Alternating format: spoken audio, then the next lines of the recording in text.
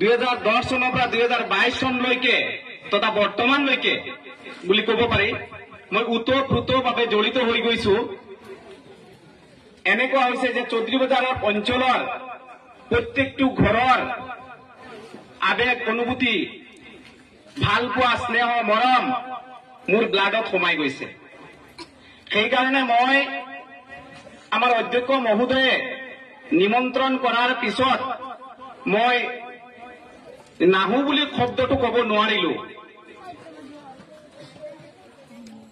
তাৰ কাৰণে মই যে মোক আজি ইনভাইট কৰাৰ কাৰণে মই চৌধুৰী বজাৰ অঞ্চলৰ সকলো ব্যক্তি তথা এইখন বিদ্যালয়ৰ শিক্ষক শিক্ষয়িত্ৰী তথা ছাত্ৰ ছাত্ৰীসকলক প্ৰথমতে মোৰ অন্তৰৰ অন্তঃস্থলীৰ পৰা মই ধন্যবাদ দিছো। মৰমৰ ছাত্ৰ ছাত্ৰীসকল, আজি আমি ইয়াত একত্ৰিত কিয় হৈছো আমি সকলোৱে জানো যে শিশু দিৱস উপলক্ষে আমি একত্ৰিত হৈছো। এই দিৱস কিহৰ কাৰণে,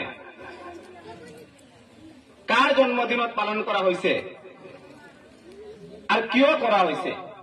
আমি সকলোৱে জানো পণ্ডিত জৱাহৰলাল নেহৰুৰ জন্মদিন 14 নৱেম্বৰ দিনটো ধাৰ্য কৰা হৈছে। কিয়? যে শিশুসকলৰ অধিকাৰ, শিশুসকলক কেনেকৈ আগুৱাই লৈ যাব পাৰি। শিশুসকল হৈছে এইখন দেশৰ ভৱিষ্যত। আজিৰ প্ৰজন্মক যদি আমি ভালকৈ গঢ় দিব নোৱাৰি তেনেহলে ফিউচাৰত পংগু হৈ পৰিব দেশখন। আৰু মই ভালকৈ উপলব্ধি কৰি এটা কথা ক'ব পাৰো যে চৌধুৰী বজাৰ অঞ্চল তথা আমাৰ পূৰ্বাঞ্চলত শিশুসকলৰ যি অধিকাৰ, যি সুবিধা, যি শিক্ষাৰ ব্যৱস্থা হয়তো আৰু কোনো অঞ্চলত নাই যেন মোৰ অনুভৱ হৈ আছে। গতিকে মই চৌধুৰী বজাৰ অঞ্চলৰ বৰ্তমান যি প্ৰতিভা আছে সেই প্ৰতিভাক আমি আগবঢ়াই নিব পাৰিলে অদূৰ ভৱিষ্যতে আমাৰ চৌধুৰী বজাৰ আৰু উন্নত হ'ব আৰু শিক্ষাৰ কাৰণে গোটেই পৃথিৱীয়ে জানিব পাৰিব যে চৌধুৰী বজাৰ এখন অঞ্চল যেনেকুৱা আমেৰিকা যুক্তৰাষ্ট্ৰ।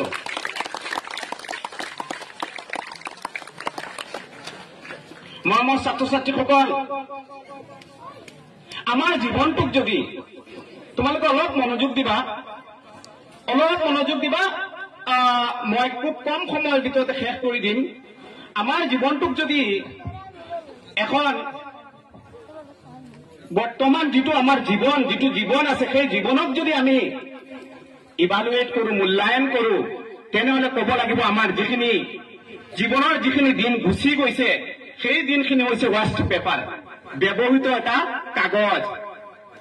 যিখিনি গুচি গল, যাৰ বেয়া ৰিজাল্ট হল, যাৰ ভাল ৰিজাল্ট হল, যি হল আৰু। কিন্তু আমি কি কৰিব লাগিব?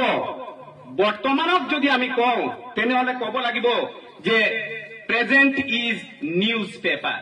What is newspaper? নিউজ পেপাৰতটো এইটো হৈছে যে যিটো আজি চোৱা, এই যে তোমালোকে চোৱাচোন, এই যে নিউজ পেপাৰ মানে কি? বাতৰিবিলাক, ভাল বাতৰিবিলাক ওলাই আহে, সমাজৰ প্ৰতিচ্ছবি দাঙি তোলা হয় মানুহৰ আগত। গতিকে তোমালোকে নিজকে যদি প্ৰস্তুত কৰিব বিচাৰা তেনেহলে এতিয়া এটাই কাম কৰিব লাগিব, হাৰ্ডৱাৰ্ক। কঠোৰ পৰিশ্ৰম কৰিব লাগিব। মই অতীতত বেয়া আছিলো, মোৰ ভাল ৰিজাল্ট নাছিল, লিখা মোৰ বেয়া আছিল, সেই সকলোবিলাক কথা পাহৰি গৈ তুমি বৰ্তমানৰ কাৰণে ভৱিষ্যত যাতে ভাল হয় তাৰ কাৰণে বৰ্তমানে তুমি কাম কৰিব লাগিব। আৰু কোনো ধৰণৰ যে অহাকালি নহয়, এতিয়াৰ পৰাই কাম আৰম্ভ কৰিব লাগিব।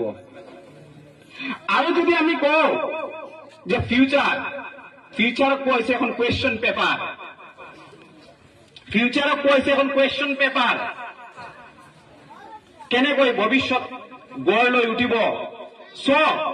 তুমি যদি ইয়াক ভালকৈ ৰিড নকৰা, ৰাইট নকৰা, ভালকৈ উপলব্ধি নকৰা, তেনেহলে এই পেপাৰখন হ'ব এটা ক্লাছ পেপাৰ, এটা বেয়া পেপাৰ হৈ পৰিব, যিখন চিনি দিয়া এখন পেপাৰ, এখন নষ্ট হৈ যোৱা এখন পেপাৰ হৈ পৰিব, আৰু তুমি ভৱিষ্যতত কোনো সমাজত তুমি স্থান নাপাবা। হয় আমি মানুহ হিচাপে জীয়াই থাকিম, কিন্তু স্থান আমি নাপাম। আজি চোৱা, সমাজৰ স্থান কোনে অধিকাৰ কৰি ৰাখিছে? শিক্ষিত মানুহে লিড কৰি আছে, আৰু আমি সকলোৱে একত্ৰিত হৈ সমাজখন আগুৱাই লৈ গৈ আছো।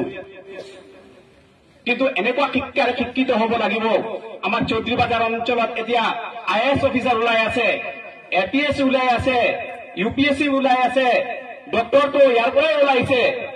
কি নাই আমাৰ? মৰমৰ ছাত্ৰ ছাত্ৰীসকল, আজি প্ৰথমতে মই এই বিদ্যালয়ৰ শিক্ষাগুৰুসকলক মই ধন্যবাদ দিওঁ যে আজি প্ৰতিভাৰ সন্ধান ওলাইছে।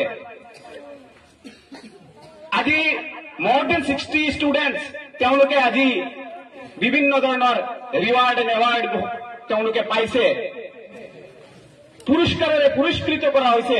ইয়াৰ লগে লগে আকৌ অভিভাৱক অভিভাৱিকাসকলক বিভিন্ন ধৰণে গামোচা বা অন্যান্য ধৰণে তেওঁলোকক পুৰস্কৃত কৰা হৈছে। ইয়াৰ অৰ্থ কি? ইয়াৰ অৰ্থ হৈছে যে বাকী যিসকল ছাত্ৰ ছাত্ৰী আছা, তোমালোকে এইটো উপলব্ধি কৰিব লাগে যে ভাল কাম কৰিলে তাৰ পুৰস্কাৰ আছেই, আৰু বেয়া কাম কৰিলেও তাক তিৰস্কাৰ আছে। সেই উপলব্ধি কৰিবৰ কাৰণে এইটো অৰ্থ নহয় যে অমুকে এটা পুৰস্কাৰ পাইছে তাতে সীমাবদ্ধ। সেইটো তোমাক হৃদয়ঙ্গম কৰিবৰ কাৰণে, তুমি বুজিবৰ কাৰণে এই পুৰস্কাৰ দিয়া হৈছে। তোমালোকে জানা যে পুৰস্কাৰ এই বস্তুটো দুই প্ৰকাৰৰ হয়, মেটেৰিয়েলিষ্টিক এণ্ড নন মেটেৰিয়েলিষ্টিক, বস্তুগত আৰু অবস্তুগত। মই ইয়াত দেখিছো দুই ধৰণৰ পুৰস্কাৰ দিয়া হৈছে। আৰু এই চৌধুৰী বাজাৰ জাতীয় বিদ্যালয় তথা আদৰ্শ জাতীয় বিদ্যালয় বা আৰু প্ৰতিভা বিদ্যাপীঠ আৰু এই যিবিলাক স্কুলৰ শিক্ষকসকল আছে, অধ্যক্ষ মহোদয়সকল আছে, তেওঁলোকে জানে প্ৰাণে চেষ্টা কৰি আছে কেনেকৈ আমি চৌধুৰী বাজাৰ অঞ্চলত শিক্ষাৰে শিক্ষিত কৰিব পাৰি, শিক্ষাৰ পোহৰেৰে আলোকিত কৰিব পাৰি। শিক্ষা কি? হৈছে প্ৰত্যেকজন ব্যক্তিৰ অন্তৰ্নিহিত প্ৰতিভা আছে, তাক ফুটাই তুলিব পৰাটোৱেই হৈছে শিক্ষা। What is education? প্ৰত্যেকজন ব্যক্তিৰ ইনেট কেপেবিলিটি আছে, ইয়াক ফুটাই তুলিব লাগে।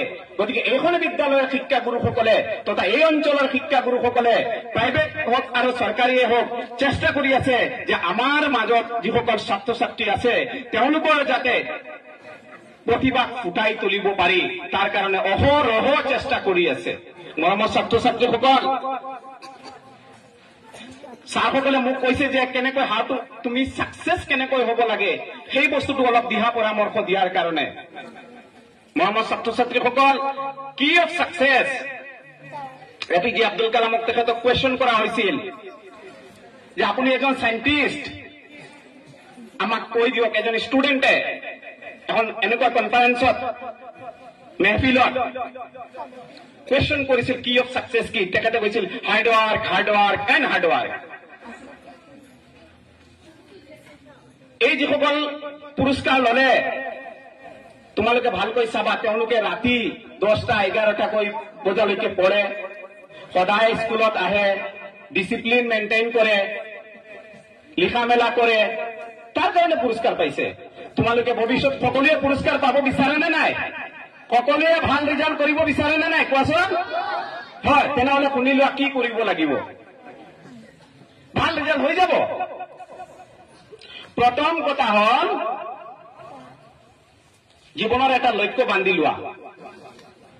মই নিজকে, প্ৰত্যেকজন সৰু ল'ৰা ছোৱালীক মই কৈ আছো, ডাঙৰকো কৈ আছো, নিজকে আজিৰ পৰা কোৱা মই এজন ডক্তৰ।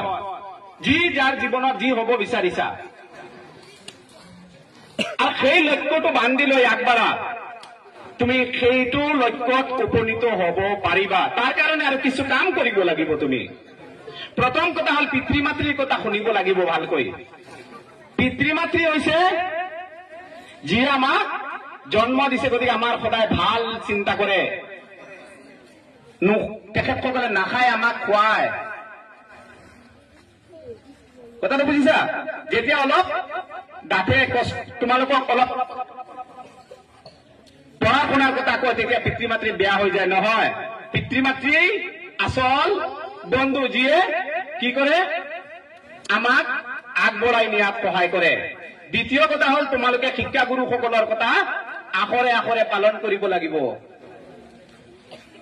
শিক্ষাগুৰুসকল আৰু পিতৃ মাতৃ এই দুটা জাতি পৃথিৱীৰ সৰ্বোচ্চ। তেওঁলোকে ভাবে যে মোতকৈ মোৰ ল'ৰা বা ছোৱালী ডাঙৰ হওক, কিন্তু অন্যান্য সকলোৱে ভাবে ডাঙৰ হওক কিন্তু মোতকৈ নহয়, ডাঙৰ হওক কোনো আপত্তি নাই। কিন্তু পিতৃ মাতৃ আৰু শিক্ষাগুৰুসকলে ভাবে যে মোৰ ল'ৰা বা ছোৱালীজনী মোতকৈ আৰু ডাঙৰ হওক, আৰু ডাঙৰ হওক, আৰু ডাঙৰ হওক, সমাজৰ সৰ্বোচ্চ শিখৰত যাওক, সেইটো তেওঁলোকে চিন্তা কৰে পিতৃ মাতৃ আৰু শিক্ষাগুৰুসকলে ভাবে। বাকীসকলে ভাবে ইয়াৰ পিছত আৰু কি কৰিব লাগিব, এখন ৰুটিন ধুনীয়াকৈ বনাব লাগিব। ডেইলি ৰুটিন, ক্লাছ ৰুটিন নহয়, ডেইলি ৰুটিন।